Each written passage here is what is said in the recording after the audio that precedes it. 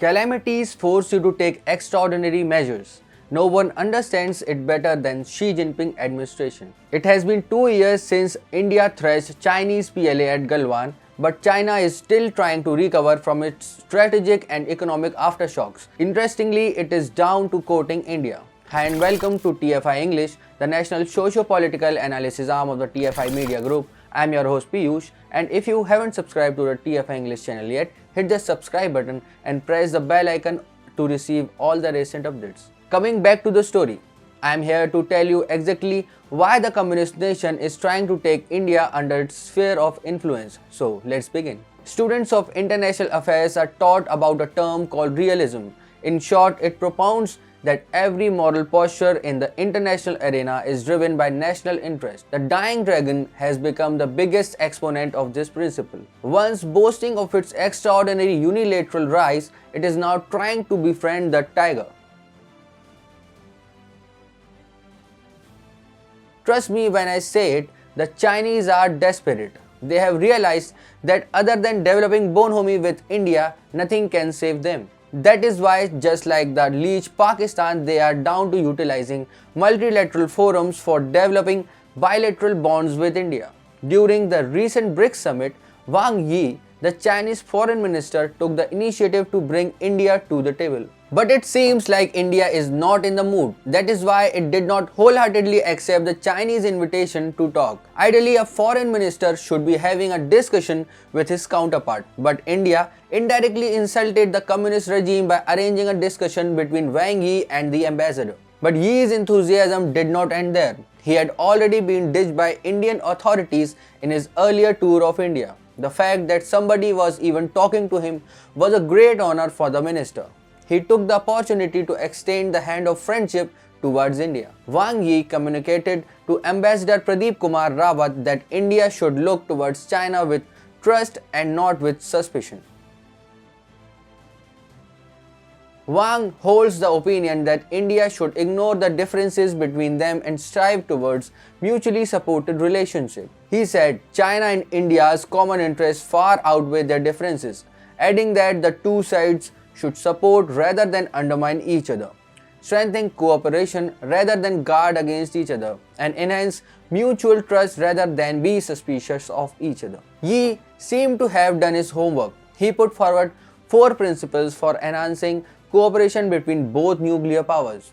The first one is following the important strategic consensus. This is particularly critical as it effectively means the consensus on borders should be followed in letter and spirit. In the second principle, Wang asked India to recognize that China and India are not competitors but partners. Building on these two aforementioned principles, Wang put forward the next 2 principles and urged India to expand mutually beneficial cooperation and expand multilateral cooperation. But the question is, why is China going down to such a level?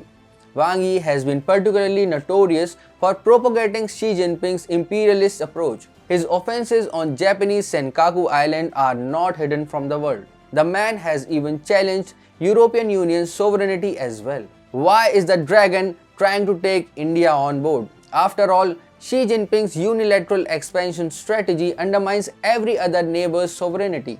Is it that the Chinese are feeling the heat of helping Pakistan? Or is it that Chinese need something else from India? The fact is that the Chinese need India.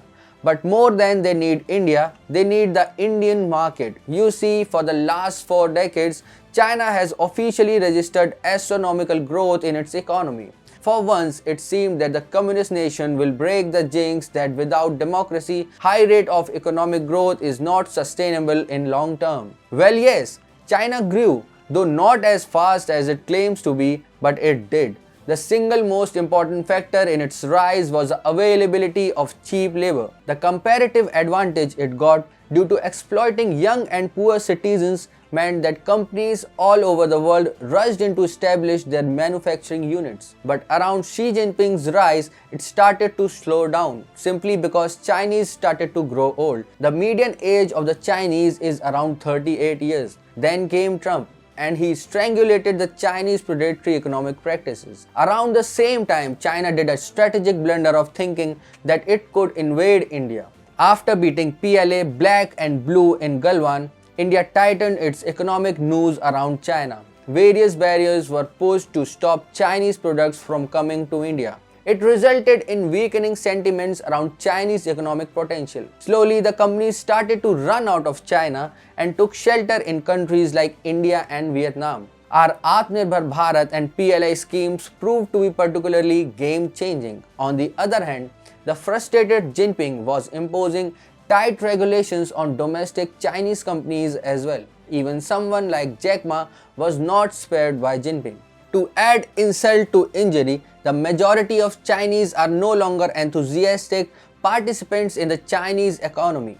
Due to their age, they can't involve in back-breaking work, and due to this very reason, they won't spend much. At that age, they are much more inclined towards saving for the future. On the other hand, India's consumer market is booming. On an average, we are 10 years younger than the Chinese. So we have the potential to buy Chinese products, but apparently as soon as our Atmanirbharta takes a complete shape, we won't be willing to do that.